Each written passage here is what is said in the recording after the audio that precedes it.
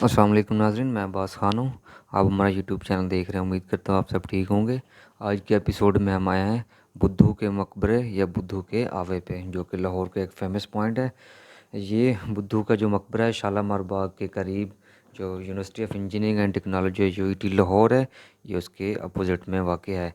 इस मकबरे का भी वही हाल है जो हम हमेशा कहते हैं कि जो हमारे लाहौर के जितने भी मकबरे हैं या तारीख़ी इमारत हैं, उनके बारे में हमें ये कंफर्म नहीं कि ये असल में मकबरा किसका है। इसके बारे में डिफरेंट आ रहा है, वो मैं आपको बता देता हूँ। लेकिन जो सबसे ज़्यादा सवाल से एक मशहूर हमारी एक लोक दास्तान बनी हुई है कि ये बुद्धू जो था बेसिकली एक खाश साज या ईंटों का काम करता था, जो मुग़ल बादशाह शाहजहाँ के दौर में इस ये था। और ये इसका ख़ानदानी काम था और इसने इस काम को जारी रखा था। तब शाहजहाँ के दौर में काफ़ी बिल्डिंग्स तामीर हुई थी, जिसकी वजह से इस का काम बहुत ज़्यादा चला था और इसने बहुत ज़्यादा पैसा इकट्ठा किया था ईंटें सप्लाई करके। यहाँ पे एक वाक़या मैं आपको बता देता हूँ कि तारीख़ में हमारे हिस्टोरियन लिखते हैं कि हज़रत मियाँ मीर, जिनका दरबार लाहौर में है, उनके एक मुरीद थे शेख अब्दुल हक कादरी। एक सख्त सर्दी के मौसम में वो यहाँ पे इनके भट्ठे पे आए और उन्होंने थोड़ी देर के लिए आग सेकनी चाही, तो उन्हें बुद्धू ने उन्हें वहाँ से निकाल दिया था। इस जो उनकी बदसलूकी थी, जो अब्दुल हक कादरी थे, उन्होंने इनको बद्दुआ थी कि अब तेरी ईंटें कभी भी नहीं पकेंगी, और उनका बाद में ये बात सच साबित हुई और यूँ वो बहुत सारी मुश्किल में पड़ गया। इसकी एक बिल्कुल सेम जो वर्जन है वो हमारे सिख जो राइटर्स हैं उन्होंने भी लिखा है। उनके मुताबिक जो हमारे सिख राइटर्स हैं कि गुरु अर्जुन जी, जो एक उनके गुरु हैं, उनके अर्दतमंद एक थे भाई कमला, उनके साथ बुद्धू ने कोई बदतमीज़ी या नाशास्की से पेश आया था, तो उन्होंने उसे श्राप दिया था।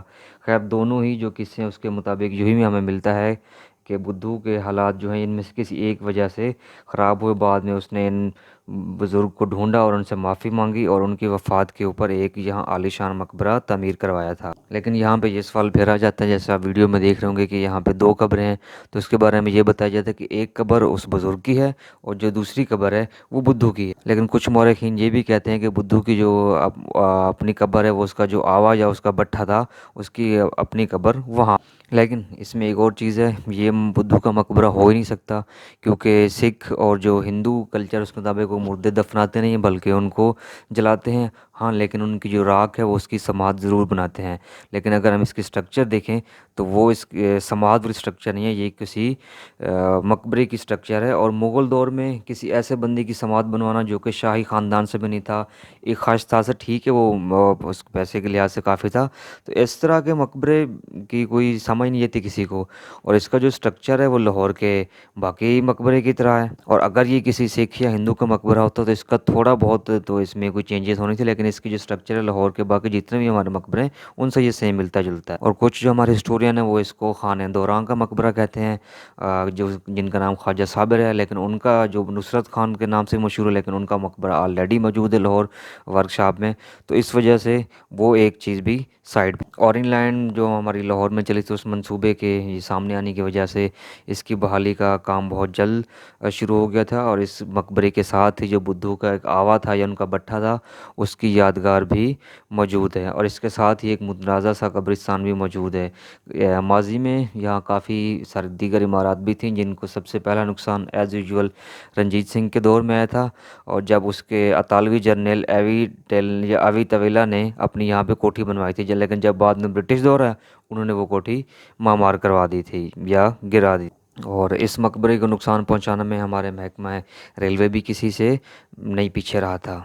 अगर हम मकबरे की तामीर और इसकी बाहर लगी हुई ब्लू कलर की या नीली कलर की टाइलों को देखें तो इससे थोड़े फासले पर दाई अंगा का मकबरा मौजूद है, और सेम यही टाइल जो ब्लू कलर की हैं वो वहाँ भी लगी हुई। तो ये एक कंपैरिजन देता है कि ये जिसका भी मकबरा है वो किसी मुग़ल पीरियड के किसी इम्पोर्टेंट पर्सनैलिटी का था जो कि मुसलमान थी, और ये उसका मकबरा है।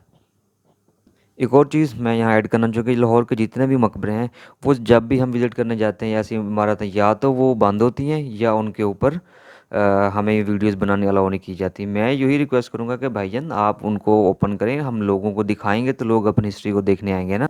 इसी तरह हम नवाब कोकलताश के मकबरे में गए, वो बंद था। हम शाही हमाम में गए, वहाँ हमें वीडियो बनाने अलाउ नहीं किया। आर्कियोलॉजी डिपार्टमेंट से परमिशन लें कि इसे वहाँ जाते हैं, वो कहते हैं जी किसी और से परमिशन मिलेगी, हम नहीं दे सकते।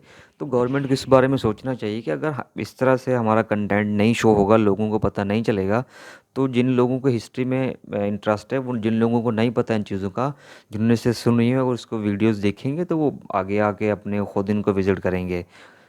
इस मकबरे की बहाली के बाद इसकी काफ़ी अच्छी हालत में इसको रिस्टोर किया गया था, लेकिन आहिस्ता आहिस्ता अब इस पे वही चीज़ें दोबारा से शुरू हो गई हैं, क्योंकि एक तो इसको हमेशा ताला लगा रहता है।